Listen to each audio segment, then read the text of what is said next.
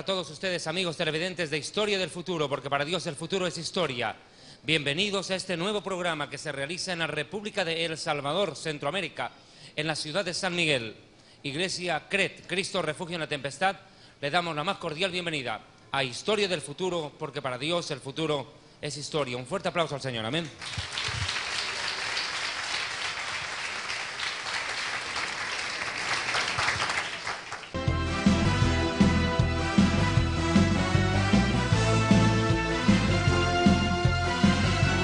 El tema de esta oportunidad es un tema trascendental, importantísimo.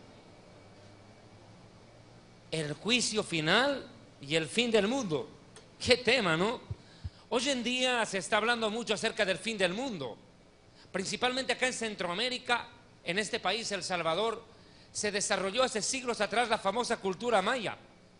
Ni qué decir en el país de mi amado hermano Abraham Díaz, Guatemala, donde las ruinas mayas, Chichén Itzá, toda esa región se ha visto poblada por este pueblo aborigen, que dicho sea de paso, vivió el ocaso de su cultura cuando los españoles descubren América. O sea, a la llegada de los españoles ya los mayas estaban en declive. La cultura maya pervivió durante muchos siglos, dejó muchos legados, principalmente en la ciencia de la astronomía. Ojo, astronomía, la ciencia que estudia las constelaciones y los astros celestiales. Los mayas habían descubierto muchas cosas, los planos cartesianos del cielo, pudieron conocer planetas que después de muchos siglos la ciencia ratificó su existencia. Pero los mayas se les imputa hoy en el siglo XXI el haber lanzado profecías que describen el final de los tiempos. Se dice que los mayas profetizaron el fin del mundo. Tales cosas no son ciertas. Los mayas hablaron de astronomía, no de astrología. La astrología más tiene que ver con la hechicería y con la brujería. El hacer depender la vida y el destino del ser humano de lo que supuestamente dicen los astros del cielo. Esta falsedad ha tomado fuerza en los últimos años, donde muchos habilidosos, expertos, fantasiosos, pseudoescritores y pseudointelectualoides se dedicaron a hacerse ricos escribiendo cualquier antojadiza barbaridad e imputando a los mayas el haber lanzado profecías.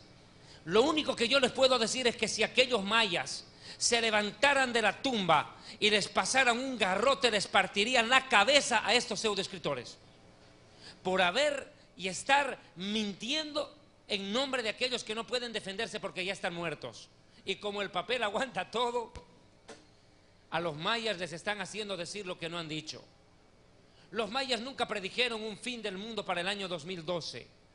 Pero se habla de otro personaje en la historia, Michel de Notre Dame, Nostradamus, un médico francés, al cual se le atribuye también la capacidad, el talento sobrenatural para presagiar el futuro. Lo cierto es que la Biblia nunca, bajo ninguna perspectiva, permite ni siquiera que el ser humano se atreva a poner fechas a los acontecimientos proféticos. La Biblia condena a rajatabla el que algún predicador o algún filósofo, algún estudioso, erudito, intelectualoide o loco se le ocurra lanzar fechas presagiando el fin de los tiempos. La misma Biblia lo condena. Leo Mateo capítulo 24, versículo 36. Pero el día y la hora nadie lo sabe, ni aun los ángeles del cielo, sino solo mi Padre. Textual, contundente, no hay nada que decir. El día y la hora nadie lo sabe, ni aun los ángeles del cielo, mucho menos los mayas, peor Nostradamus. Si la Biblia, siendo la palabra de Dios, y Yeshua, Jesús, el mismísimo Mesías, Hijo de Dios, dice, ni yo sé, solo mi Padre, imagínense. Él está diciendo, solo mi Padre, solo mi Padre. Ahora, yo le hago una pregunta aquí. ¿Será que Jesús sabe cuándo es el fin del mundo? ¿Será que Jesús conoce el final de los tiempos? De acuerdo a este versículo bíblico, vuelvo a leerlo, Mateo capítulo 24, versículo 36, ni aún los ángeles del cielo, sino, tome esta cuenta, solo mi Padre, solo, habla de exclusividad. Aparentemente, a la luz de este versículo, Jesús no sabe cuándo es el fin del mundo. Yeshua no sabe cuándo es el juicio final. Pero aquí hay que entender algo. Cuando Yeshua lanza estas palabras, en Mateo capítulo 24, todavía él no había muerto, no había resucitado. Pero cuando resucita, Jesús dice otra cosa. ¿Qué dijo él? Toda potestad me es dada en el cielo y en la tierra. Textual. ¿Qué quiere decir eso? Que sí lo sabe. ¿Y cómo podemos saber que Jesús sabe? Cuando él dice, he aquí que yo vengo pronto. ¿Cómo sabe que es pronto si no lo sabe? Claro que sabe. Él sí sabe. ¿Cómo es eso? Entonces hay una contradicción. No. Jesús habló como humano en Mateo 24, como siervo. Pero luego de resucitar y vencer la muerte, ya no habla como humano o siervo, habla como Rey de Reyes, Señor de Señores. Toma control y autoridad sobre la creación. Esto es importante entender. Toma poder y autoridad sobre toda la creación que se sujeta a él. Retoma el poderío del universo. Yo recientemente hice una conferencia acá en este lugar, que la recomiendo y la vean en internet, Dios amo y creador del universo, donde demuestro que Yeshua, Jesús, junto con el Padre crearon. Son coeternos y co-creadores. Y obviamente en la prédica que hice sobre los ángeles, también demostramos abiertamente que el mismo Jesús estuvo creando a los ángeles del cielo. Pero hay que ser en esto claro y contundente para demostrar este tema de la resurrección del Mesías y su declaración contundente sobre el fin de los tiempos. Mateo 9, versículo 6. Mateo 9, 6. Hay una declaración que quiero comprobar. Permítame un segundo, por favor. Pues para que sepáis que el Hijo del Hombre tiene potestad en la tierra, mire, para perdonar pecados, perdona pecados, tiene potestad, pero después se levanta y dice, toda potestad me es dada en el cielo y en la tierra. Ahora, sin más preámbulo, hablemos del orden profético de acontecimientos que se darán lugar en el fin de los tiempos. Luego de la famosa y cruenta batalla del Armagedón, la terrible y temible batalla del Armagedón al final de los días en Israel, el Mesías regresará y tendrá lugar la segunda venida cuando se cumplan las palabras dichas por el profeta Zacarías o Zecarías en hebreo, que dice, he aquí el Señor descenderá sobre el monte de los olivos que está enfrente de Jerusalén al oriente, y el monte de los olivos se partirá. El Hijo de Dios regresará a Jerusalén, y de acuerdo a Isaías capítulo 2, versículo 2, Jerusalén se convertirá en el centro espiritual, político y religioso del mundo entero, porque de Sión saldrá la ley y de Jerusalén la palabra del Señor. Y durante 1000 años el Hijo de Dios gobernará el mundo desde Jerusalén. 1000 años gobernará el mundo el Hijo de Dios desde Jerusalén. En esos 1000 años el diablo, Satán, estará preso. Y vamos a ese punto de partida, por favor, para el mensaje de este momento. Vi además a un ángel que bajaba del cielo con la llave del abismo y una gran cadena en la mano. Sujetó al dragón, a aquella serpiente antigua que es el diablo y Satanás, y lo encadenó por 1000 años. Lo arrojó al abismo, lo encerró y tapó la salida para que no engañara más a las naciones, hasta que se cumplieran los 1000 años. Después habrá de ser soltado por algún tiempo. Cuando se cumplan los 1000 años, Satanás será liberado de su prisión y saldrá para engañar a las naciones que están en los 4 ángulos de la tierra, a Gog y a Magog, a fin de reunirlas para la batalla. Su número será como el de las arenas del mar. Marcharán a lo largo y a lo ancho de la tierra y rodearán el campamento del pueblo de Dios, la ciudad que Él ama. Pero caerá fuego del cielo y los consumirá por completo. El diablo que los había engañado será arrojado al lago de fuego y azufre, donde también habrán sido arrojados la bestia y el falso profeta. Allí serán atormentados día y noche por los siglos de los siglos. Mientras el diablo está preso bajo tierra en el abismo, el Hijo de Dios está gobernando la tierra, el mundo entero. Esta batalla de Gog y Magog de Apocalipsis no es la batalla Gog y Magog de Ezequiel 38-39, son dos diferentes guerras, no la confunda. En Ezequiel 38 y 39 es Dios quien provoca la batalla, aquí es el diablo. Esa es una de las diferencias.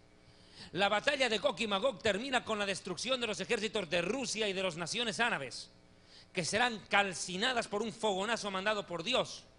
Y después de eso continuará la tribulación, el Apocalipsis. ¿Qué es el lago de fuego? ¿Lo mismo que el infierno? No. El infierno está en las profundidades del planeta Tierra. Debajo de la corteza terrestre y debajo de la profundidad del mar se encuentra ubicado el infierno, un lugar de tormento que está trabajando en este tiempo y recibe las almas de todos los condenados, de todos los rebeldes. La Biblia lo llama Sheol en el hebreo o lo llama Hades en el griego. El infierno está en el corazón de la tierra. El Hijo de Dios dijo en Mateo 12:40, es necesario que el Hijo del Hombre, así como Jonás estuvo 3 días y 3 noches en el gran pez, así el Hijo del Hombre estará 3 días y 3 noches en el centro de la tierra. O sea que el infierno está en las profundidades de la tierra. A mí me ha sorprendido ver algunos videos en internet de predicadores perversos y locos que salen a refutar nuestras enseñanzas y dicen que el infierno no existe y todavía se autodeclaran evangélicos y no son evangélicos, son locos. O si quiere, testigo de Jehová disfrazado de evangélico. Y los que no crean en el infierno, tranquilos, no se preocupe, van a creer cuando ya estén ahí dentro. Todos creen. No, a mí me dicen, David Diamond, están diciendo que usted es un falso profeta porque usted predica del infierno. Yo le digo, no te hagas problema, tranquilo. Yo no necesito ni salir a rebatir eso. Tranquilo. El que lee la Biblia sabe que hay infierno. Y el que lee la Biblia y desmiente la Biblia y dice que no hay infierno, va a creer cuando ya esté ahí dentro, porque todo blasfemo termina ahí. No se preocupe. Mire, esta gente dice que no hay un infierno, pero el infierno está en el centro de la tierra. Yo he hecho una serie de 7 programas televisivos que ustedes los pueden ver en internet, que se llama Vida después de la muerte. Los pueden descargar gratuitamente de internet. Por eso no voy a detallar el infierno. Pero el lago de fuego es un lugar diferente. El lago de fuego nadie sabe dónde está. Nadie tiene la menor idea de dónde se encuentra. Pero aquí abajo de la tierra no está. No está dentro del planeta. Está lejos.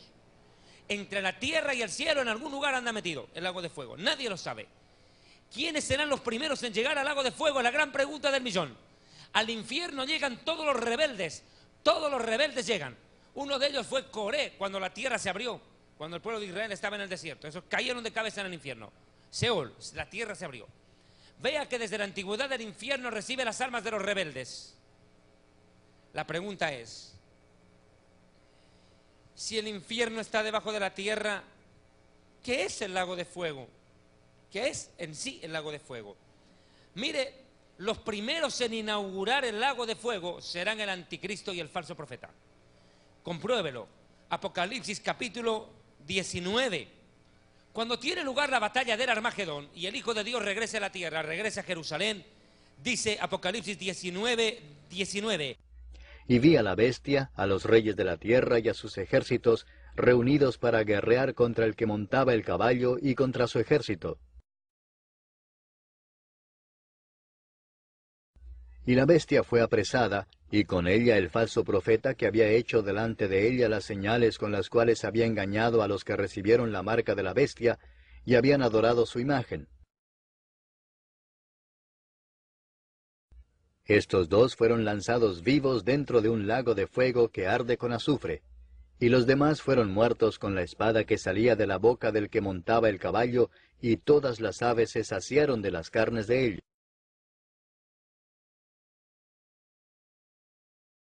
Anticristo y falso profeta los agarran del pescuezo y los lanzan al lago de fuego. No al infierno, al lago de fuego.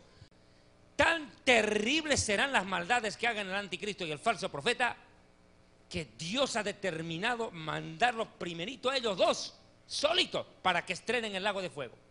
Los primeros dos en llegar al lago de fuego son anticristo y falso profeta por 1000 años. Y luego de los 1000 años llega el tercer visitante ahí dentro. Lo tienen que esperar 1000 años a que el diablo caiga con ellos al lago de fuego. La pregunta es, ¿y qué pasa con los humanos y el lago de fuego? ¿Qué relación hay? Hemos visto anticristo y falso profeta y diablo metidos en el lago de fuego. La pregunta es, ¿qué va a pasar con la humanidad?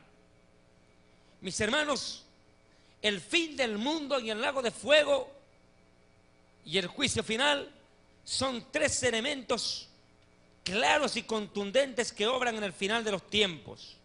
Yo siempre me burlo del diablo.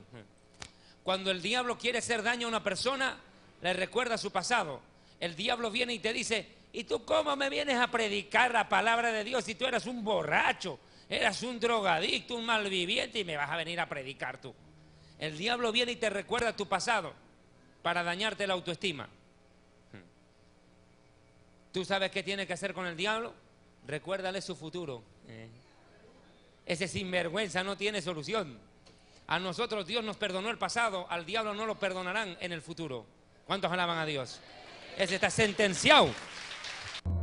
Luego vi un gran trono blanco y a alguien que estaba sentado en él. De su presencia huyeron la tierra y el cielo sin dejar rastro alguno. Vi también a los muertos, grandes y pequeños, de pie delante del trono. Se abrieron unos libros y luego otro, que es el libro de la vida. Los muertos fueron juzgados según lo que habían hecho, conforme a lo que estaba escrito en los libros. El mar devolvió sus muertos, la muerte y el infierno devolvieron los suyos, y cada uno fue juzgado según lo que había hecho. La muerte y el infierno fueron arrojados al lago de fuego. Este lago de fuego es la muerte segunda. Aquel cuyo nombre no estaba escrito en el libro de la vida era arrojado al lago de fuego. Se sienta el Hijo de Dios en su trono y se produce en ese mismo momento fin del mundo. Mire, los mayas estaban equivocados si es de que les atribuyeron algo. Nostradamus también. El fin del mundo no puede llegar, escuche, el fin del mundo no puede llegar mientras el Hijo de Dios no haya gobernado la tierra por 1000 años y el diablo termine en el lago de fuego. En el momento en que el Hijo de Dios se siente en su trono para juzgar a la humanidad, se produce el fin del mundo. En ese mismo instante termina el fin del mundo, se produce el fin del mundo. Y se cumplen las palabras dichas por el Hijo de Dios. Cielo y tierra pasarán, pero mis palabras no pasarán. Cielo y tierra pasarán. El cielo y la tierra terminarán, dejarán de existir. ¿Y cuándo dejarán de existir? El día del juicio final. Dios arrasa con la creación de la tierra, arrasa con la creación del primer cielo, no el tercer cielo. El primer cielo termina, el tercer cielo queda en pie porque ahí está el trono de Dios. Ahora mire, escúcheme, tome en cuenta lo siguiente: huyeron la tierra y el cielo y ningún lugar se encontró para ellos.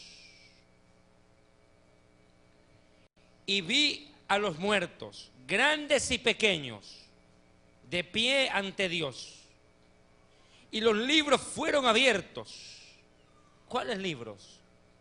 Cada persona tiene un libro en el cielo, un archivo personal, donde Dios tiene todo anotado. Todo. Lo que piensas, lo que sientes, lo que hablas, lo que callaste, lo que no dijiste, lo que sentiste y no expresaste, lo que hiciste o dejaste de hacer. Todo está escrito en ese libro, con fecha, hora y acción.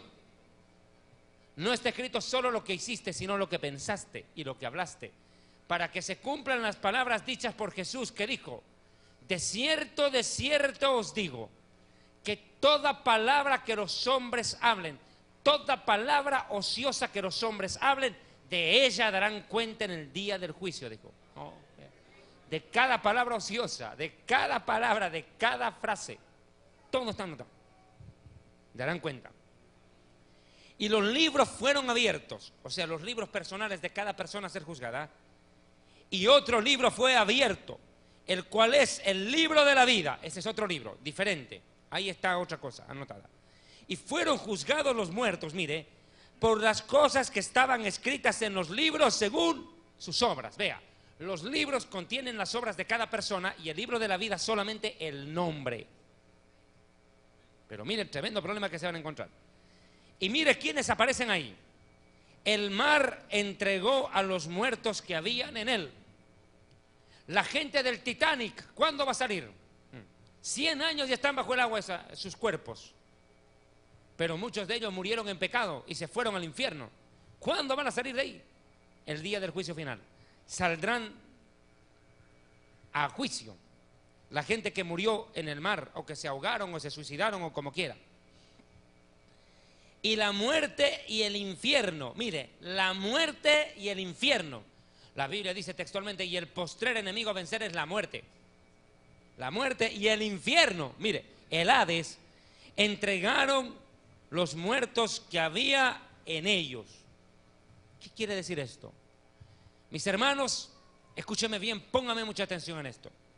Si el infierno está debajo de la tierra y la tierra es destruida en el fin del mundo, desaparece el planeta, atiéndame, el infierno mismo tiene que desaparecer.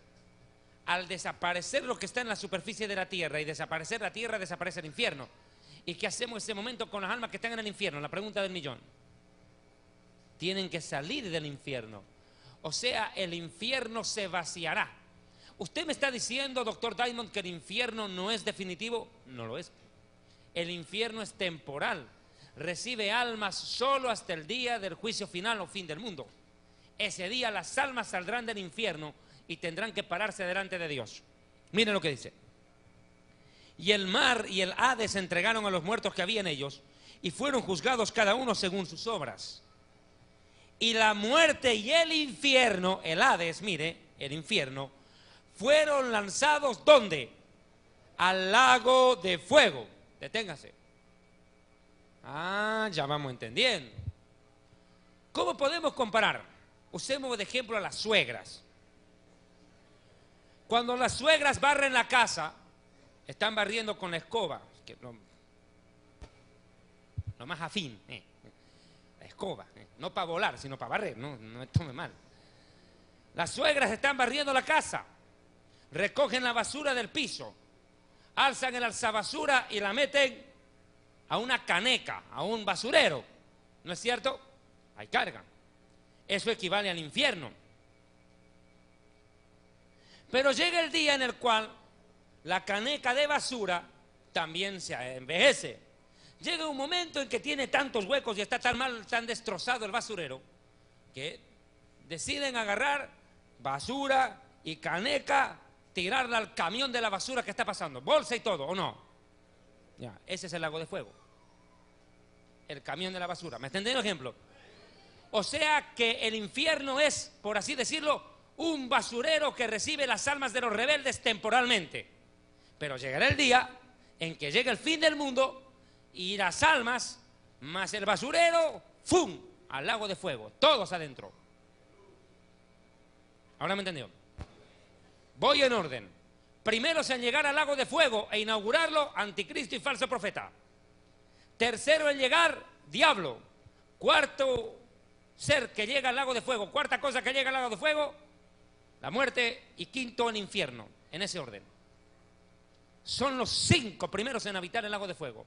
Anticristo, falso profeta, luego el diablo, posteriormente la muerte y el infierno.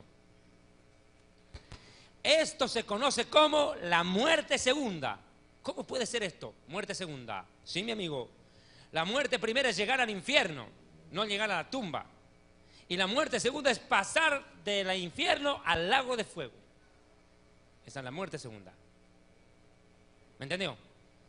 Como decía en una conferencia mi amigo el pastor Arturo Norero, Escuche. Los verdaderos hijos de Dios morimos una vez y nacemos dos veces. Llega la hora de que un creyente muere y se va a la tumba. Pero primero nació de su mamá, pero para entrar al cielo tuvo que nacer de Dios, nacer de nuevo. En cambio, los rebeldes funcionan al revés. A los rebeldes les pasa que nacen de su mamá una vez, se mueren y se van al infierno, primera muerte, y del infierno los mandan al lago de fuego, muerte segunda. Ahora escuche, vea el tema. Ocurre esto, se produce el famoso juicio final. Bien, ¿quiénes van a ir? Mire, ¿quiénes van a ir a este terrible lugar llamado el lago de fuego? ¿Quiénes les toca ir? Vamos a ver enseguida. Mire, versículo 15. Y el que no se halló inscrito en el libro de la vida fue lanzado al lago de fuego. O sea, los que no son salvos, los que no recibieron el perdón de pecados, todos ellos van al lago de fuego. Pero tome en cuenta algo, por favor, quiero que me preste atención. Hay un verbo que a mí me llama la atención, que se repite en el Apocalipsis muy permanentemente cuando estamos hablando de este tema. En el Apocalipsis 22, cuando agarran al diablo, dice, lo arrojó al abismo. Posteriormente dice, en el Apocalipsis 20:10, al diablo dice, y el diablo que los engañaba fue lanzado en el lago que arde con fuego y azufre. Y si usted retrocede al Apocalipsis 19:20, cuando agarran al anticristo y al falso profeta, mire el verbo que utilizan. Anticristo y falso profeta. Estos dos fueron lanzados vivos dentro de un lago que arde con fuego y azufre. Y ahora mire lo que pasa con esto. Tremendo. Apocalipsis 20:14. Y la muerte y el Hades fueron lanzados. Y vea 20:15. El que no se halló inscrito en el libro de la vida fue lanzado. ¿Vio? ¿Qué significa la palabra lanzar? Botarlo. O sea, no es de que va a venir un ángel y le va a decir, distinguido rebelde, te voy a acompañar hasta el lago de fuego, vamos a tomar asiento ahí, te voy a dejar bien ubicadito, bien cómodo, para que la pases chévere, por la eternidad a gusto. No, no, no, no, no. Mire el verbo que utiliza, lanzar. Lanzarlos. Implica una actitud de ¿qué? De ira, de enojo de aquel que lanza algo. No lo envía, no le dice anda por allá. No, no, no, porque no va a querer ir, porque va a ver lo que le espera.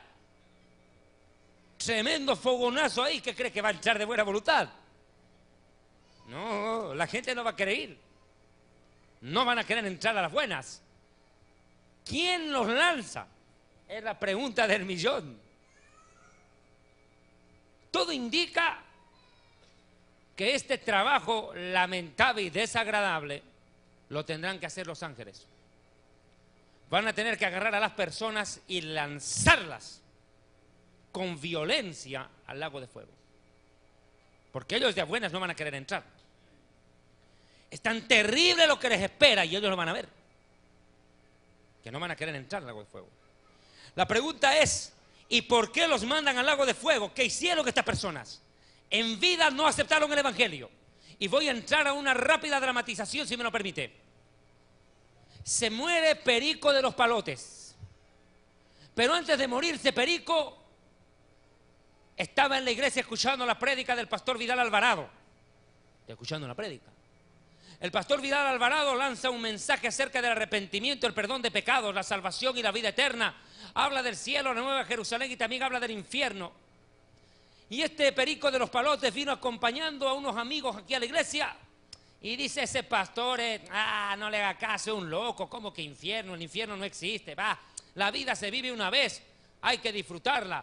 La vida es un carnaval, azúcar, como decía la Celia Cruz. Azúcar, negrito. Ahora la Celia Cruz dice azufre, diablito. Está ahí abajo. Por bruja. Porque ella era bruja. Bueno. Ahora escuche. Lo cierto es que Perico de los Palotes sale burlándose del pastor Vidal Alvarado.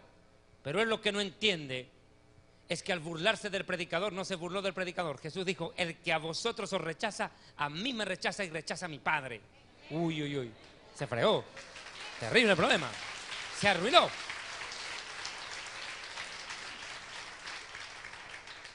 Y ocurre lo siguiente, escuche. Esta persona dice, y por favor no me vuelvas a llevar a tu iglesia, son unos fanáticos locos que gritan mucho. No, ya no quiero ir a esa iglesia, no, y no me venga a hablar del infierno, más bien vamos a hablar de otro tema. Y Perico de los Palotes, después de almorzar con los hermanitos de la iglesia que los traen de visita al culto, Perico va y se encuentra con que juega el Águila en el estadio de San Miguel contra el Firpo. Y después de ver la derrota de su equipucho, el Águila, equipo más malo, ya para ser hincha de ese equipo hay que ser un suicida, compadre. Nunca ganan. Bueno, vuelvo al tema. Escuche, y se van al estadio y su equipo pierde.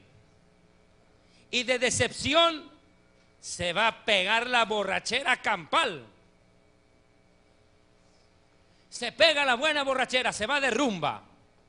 Se va a bailar y se va a chupar aquí al final de la avenida Roosevelt.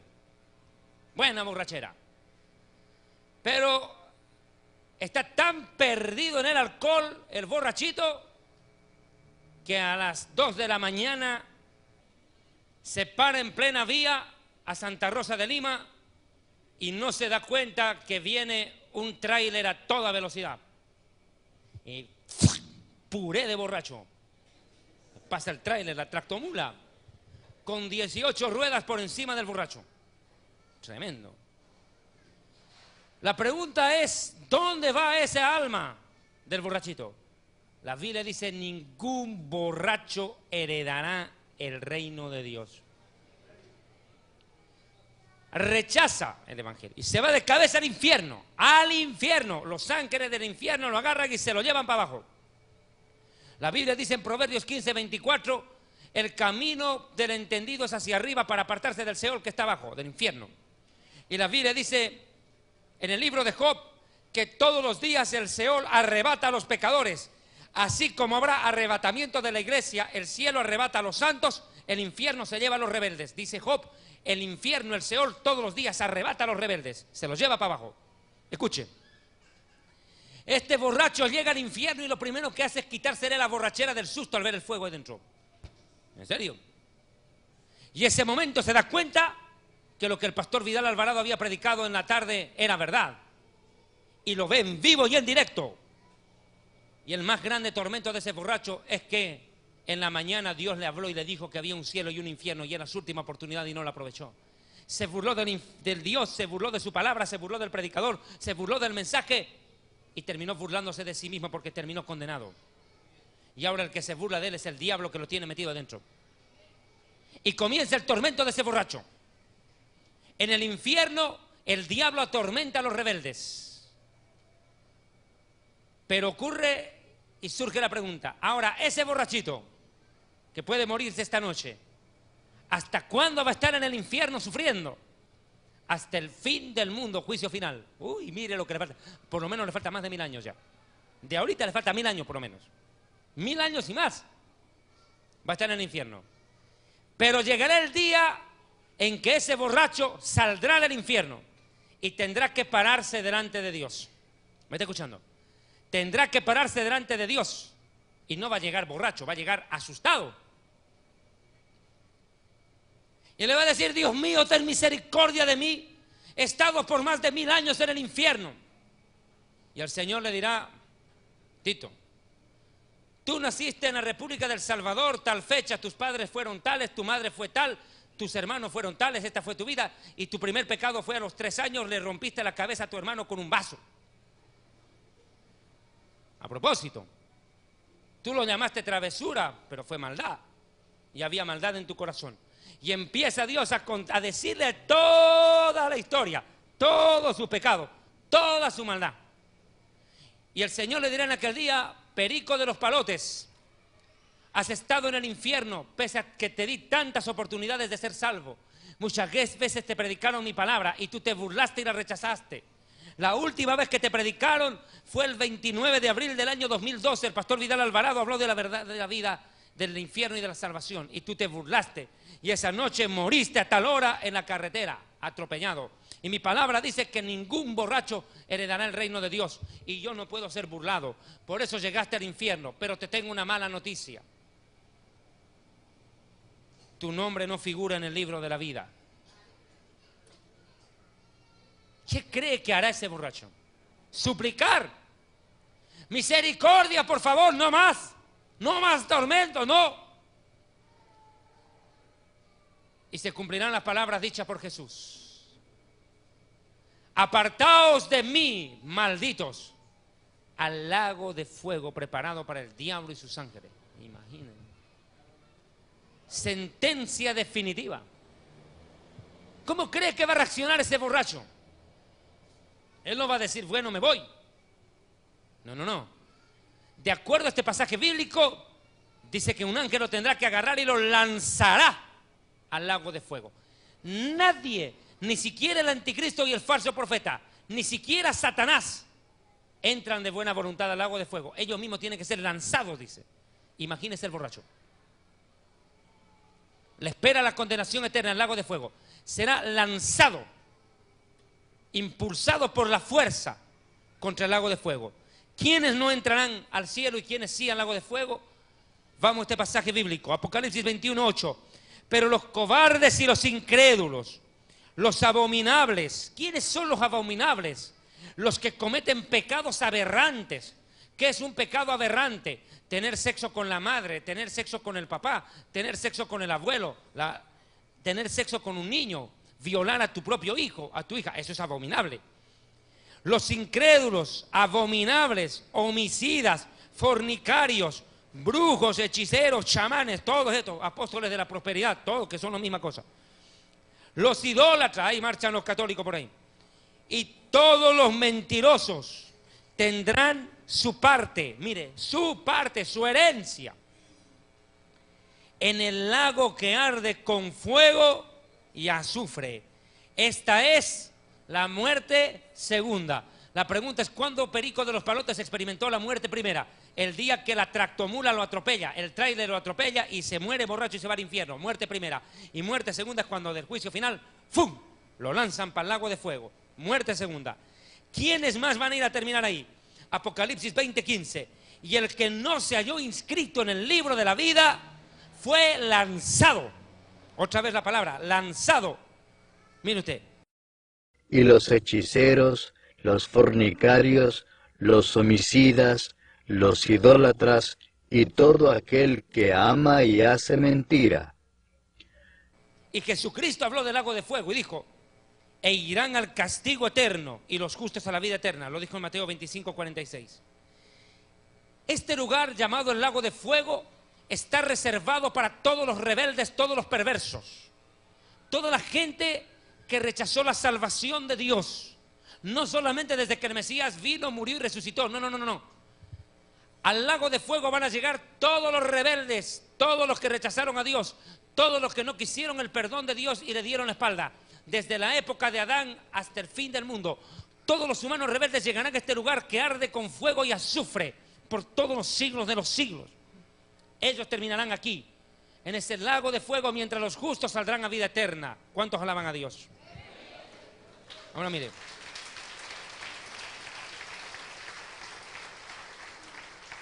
Ellos van a ir a juicio final.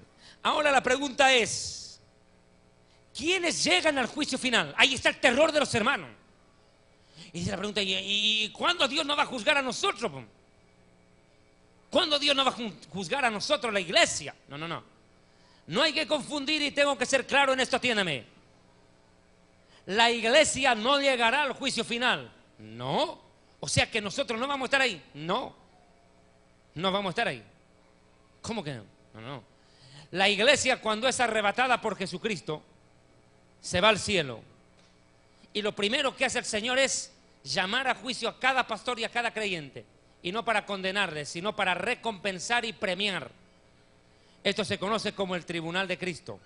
La iglesia va al tribunal de Cristo luego del arrebatamiento. Fundador del Ministerio Evangelístico Internacional Kedushá, Santidad, presenta Jerusalén y la Tierra Prometida, el plan de Dios para Israel y el fin de los tiempos en Historia del Futuro.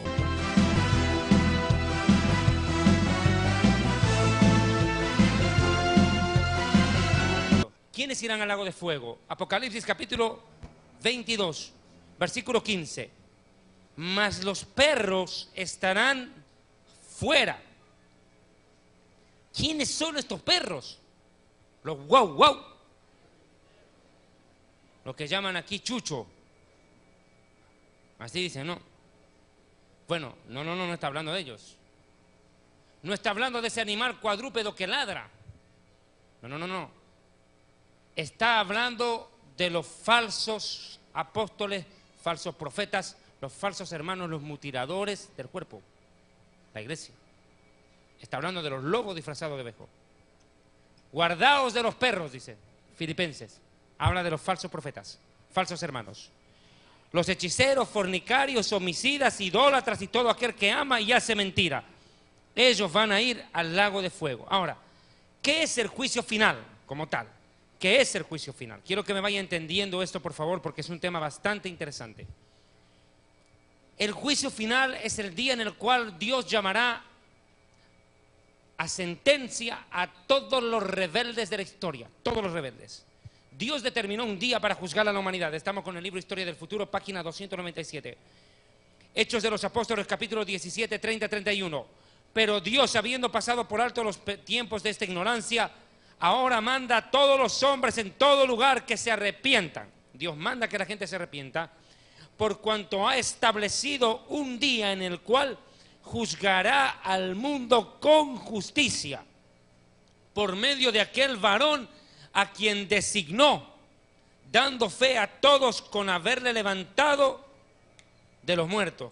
O sea, escúcheme, no será Dios el Padre el que juzgue al mundo y al diablo, no.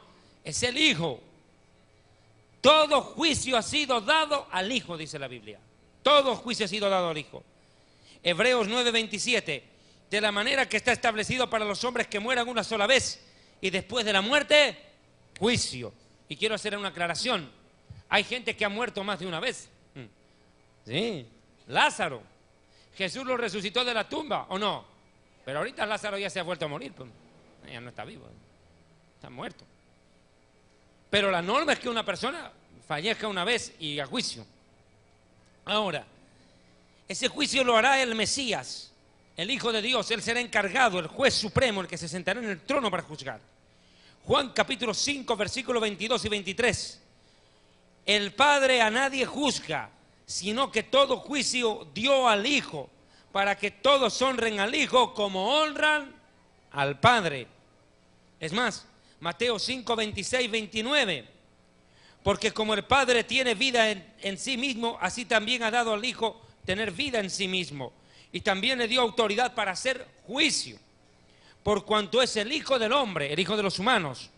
No os maravilléis de esto, porque vendrá la hora cuando todos los que están en las tumbas o sepulcros oirán su voz, y los que hicieron lo bueno saldrán a resurrección de vida, mas los que hicieron lo malo a resurrección de condenación. O sea que Jesús llamará a los muertos para que se presenten ante Él y los juzgará. Ahora, ¿dónde será este juicio? ¿En qué lugar? En el cielo, en la parte superior del cielo, en el segundo o tercer cielo. Apocalipsis 20, 11, 13. Y vi un gran trono blanco y al que estaba sentado en él, es decir, el Hijo de Dios, delante del cual huyeron la tierra y el cielo, y ningún lugar se encontró para ellos. Y vi a los muertos, todos, grandes y pequeños, de pie ante Dios, como habíamos visto. ¿Qué características tendrá este juicio? Será un juicio justo. Ahí no ¿qué te digo yo? El acusado, escúcheme, el acusado no va a poder llamar a un abogado para que le defienda. No. Es cara a cara ante Dios. No hay abogado defensor. No hay alegato. No hay plata que pueda sobornar a ese juez. El juicio es justo. No hay forma de escapar del juicio de Dios. Mire, Apocalipsis 2:23. A sus hijos heriré de muerte, y todas las iglesias sabrán que yo soy el que escudriña la mente y el corazón, y os daré a cada uno según sus obras. O sea, mijito, no hay nada escondido de nuestro corazón ante los ojos de aquel que reina para siempre. Nada. Él juzgará los secretos más profundos del corazón y la mente. Su juicio será perfecto y justo. Mire la Biblia, Mateo 10, verso 26-27. Así que no temáis, porque no hay nada encubierto que no haya de ser manifestado, ni oculto que no haya de saberse. Lo que os digo en tinieblas, decidlo en la luz, y lo que oís, decid al oído, proclamadlo desde las azoteas. O sea, mire, todo saldrá a luz este día de juicio. Y mire lo que les decía hace un momento. Mire, será tan minucioso, tan detallista el juicio final, que podemos concluir con estas palabras. Mateo 12, 36, 37. Mas yo os digo que de toda palabra ociosa que hablen los hombres, de ella darán cuenta en el día del juicio. Porque por tus palabras serás justificado y por tus palabras serás condenado. Ahora miren. Vi también a los muertos, grandes y pequeños, de pie delante del trono. Se abrieron unos libros y luego otro, que es el libro de la vida. Los muertos fueron juzgados según lo que habían hecho, conforme a lo que estaba escrito en los libros. El mar devolvió sus muertos, la muerte y el infierno devolvieron los suyos, y cada uno fue juzgado según lo que había hecho. La muerte y el infierno fueron arrojados al lago de fuego. Este lago de fuego es la muerte segunda. Aquel cuyo nombre no estaba escrito en el libro de la vida era arrojado al lago de fuego. ¿Quiénes más van a ir al lago de fuego? La lista es larga. Primera de Corintios 6, 19, 20. Escuche bien. Glorificad pues a Dios en vuestro cuerpo y en vuestro espíritu, los cuales son de Dios. Gálatas 5, 19. Manifiestas son las obras de la carne: adulterio, fornicación, inmundicia, lascivia, hechicería, idolatría, enemistades, pleitos, celos, iras, contiendas, disensiones, herejías, envidias, homicidios, borracheras, orgías y cosas semejantes. Acerca de los cuales os amonesto, que ya os he dicho antes, que los que practican tales cosas no heredarán el reino de Dios, porque Dios es un fuego consumidor que ha de devorar a sus adversarios. Hebreos 12, 19, 20. Ahora, escúcheme esto. ¿Quiénes más van al lago de fuego? Esto es importante. Jesús dijo claramente que árbol que no da fruto será lanzado al fuego que nunca se apaga. Y el fin del mundo ocurre en un momento contundente. Permítame explicar esta parte más, porque es clave que yo explique. No solo es el juicio final. Cuando Jesús termina de juzgar al mundo, esto es importante, a cada persona, ha concluido con el juicio a todas las personas, aparece algo en el cielo, un cielo nuevo y una tierra nueva. Esto es importante entenderlo. Miren lo que pasa en el fin del mundo. Esto es importante, por favor, quiero que me comprenda. La Biblia dice algo impresionante. En el libro de Segunda de Pedro, capítulo 3, versículo 5 en adelante. Estos ignoran voluntariamente que en el tiempo antiguo fueron hechos por la palabra de Dios el cielo y también la tierra que proviene del agua y por el agua subsiste. Hablando del diluvio, por lo cual el mundo de entonces pereció anegado en agua. Ahora mire esto. Pero los cielos y la tierra que ahora existen, ahora ¿dónde estamos? Están reservados por la misma palabra de Dios, guardados para el fuego en el día del juicio. Vea, textual, el día del juicio final. Aquí Pedro corrobora, fin del mundo es el mismo día del juicio final y de la perdición de los hombres impíos. Aclaro, en el día del juicio final nadie se salvará, ninguno de los llamados a juicio se salva, toditos al lago de fuego. Al único que reciben a lo único que van es a recibir sentencia al lago de fuego. No se salva ninguno. Toditos los que llegan al juicio final saben que van al lago de fuego, sin remedio. Ninguno se va a salvar ahí. Los que tenían que salvarse se salvan en este tiempo de predicación y en el tiempo del milenio, pero no, escúcheme, no en el juicio final. Mas, oh amados, no ignoréis esto, que para con el Señor un día es como 1000 años como un día. Y el Señor no retarda su promesa, como algunos la tienen por tardanza. Verso 10, pero el día del Señor vendrá como ladrón en la noche, y mire esto, en el cual los cielos pasarán, escuche esta palabra, con grande estruendo. ¿Qué quiere decir eso? Habrá una mega, ultra, archi, hiper explosión. Terrible explosión en la Vía Láctea, en todo nuestro vecindario. Reventará, el sol va a explotar, van a explotar los planetas y obviamente la Tierra. Y los elementos ardiendo serán desechos. La palabra elemento en el griego es átomo, o sea, lo más pequeñito. Hasta eso va a desaparecer. Y la tierra y las obras que en ella hay serán quemadas. O sea que esto va a ser una explosión contundente. Ahora, mire, ciertamente el planeta Tierra es como una bomba gigantesca. Escuche, de 8.000 millas, 12.800 kilómetros de diámetro tiene la Tierra, 12.800 kilómetros de diámetro tiene la Tierra, y 5.000 millas de circunferencia, o sea, 40.000 kilómetros. Esto es incontundente. ¿Se imagina cómo será esto?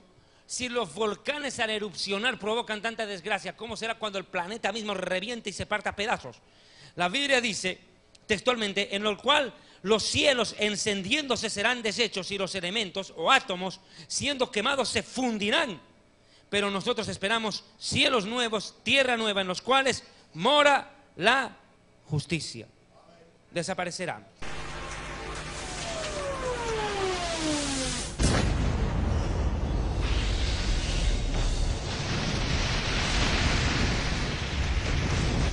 Por el efecto del impacto, la corteza terrestre de una decena de kilómetros de espesor se despega del manto, produciendo lo que se conoce como un crust tsunami, un maremoto de la corteza terrestre.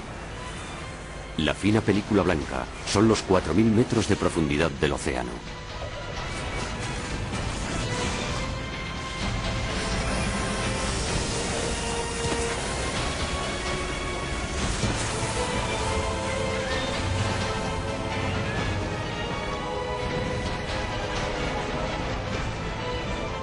El archipiélago de Japón queda automáticamente pulverizado.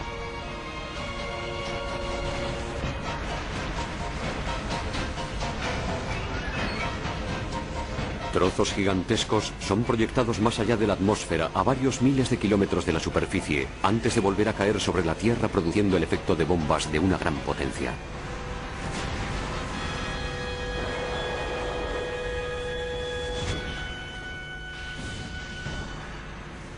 Los labios del cráter forman una inmensa cadena de montañas de 7.000 metros de altura.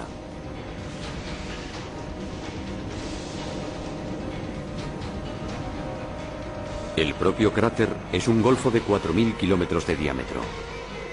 Y esto no son más que los primeros instantes de la catástrofe.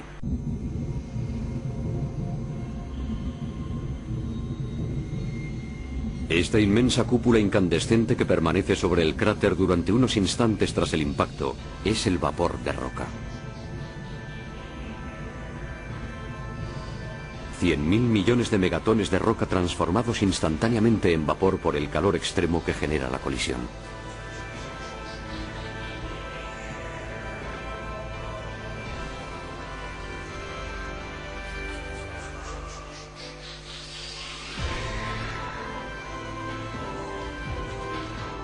Tras inflarse formando una cúpula, esta masa de vapor de roca se aplana y se expande a gran velocidad en todas direcciones.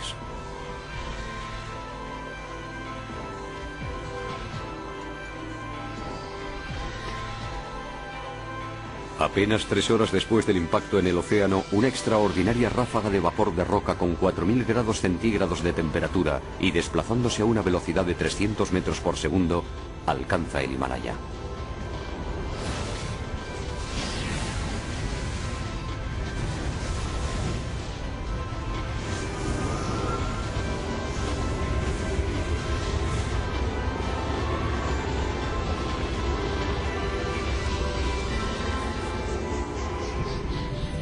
vapor de roca alcanza ahora la Amazonia, en las antípodas del lugar donde se produjo el impacto.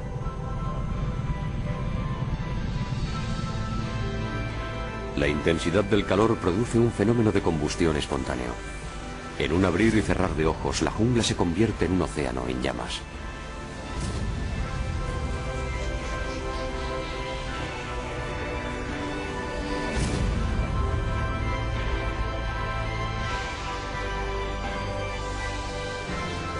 ...24 horas después del impacto, el planeta entero está cubierto de una nube de vapor de roca a alta temperatura.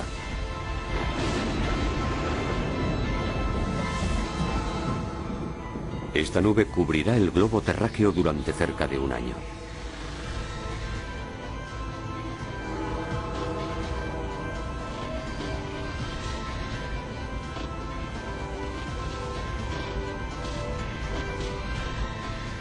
El océano, origen de la vida, no escapa a la catástrofe.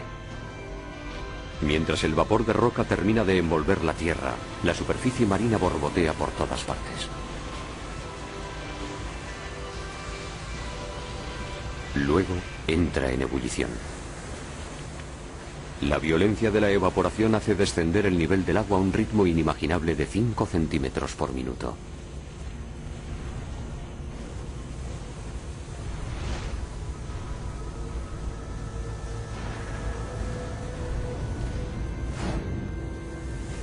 El agua del mar desaparece por completo.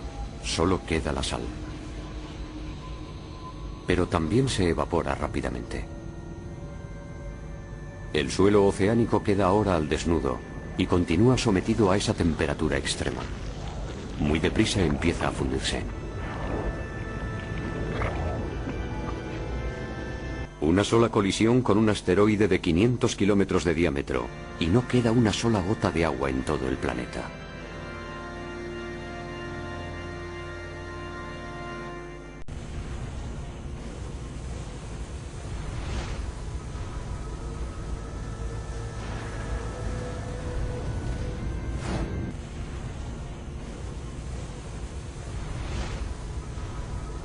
Capítulo 21. Vi un cielo nuevo y una tierra nueva, porque el primer cielo y la primera tierra pasaron, y el mar ya no existía más. Y yo, Juan, vi la santa ciudad, la nueva Jerusalén, descender del cielo, de Dios, dispuesta como una esposa ataviada para su marido. Y oí una gran voz del cielo que decía: He aquí el tabernáculo de Dios con los hombres, y Él morará con ellos, y ellos serán su pueblo, y Dios mismo estará con ellos como su Dios, la vida. El que venciere heredará todas las cosas, y yo seré su Dios, y Él será mi hijo. Pero los cobardes e incrédulos, los abominables y homicidas, los fornicarios y hechiceros, los idólatras y todos los mentirosos tendrán su parte en el lago que arde con fuego y azufre, que es la muerte segunda. Bueno, mis amados hermanos, que Dios les bendiga. Ha sido un verdadero privilegio compartir con ustedes. Muchas gracias. Dios les guarde. Amén.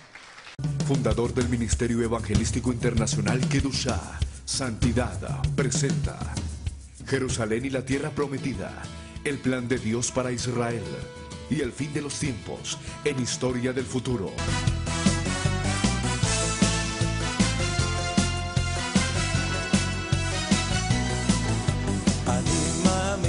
אני מאמין באמונה שלמה בביאת המשיח. אני מאמין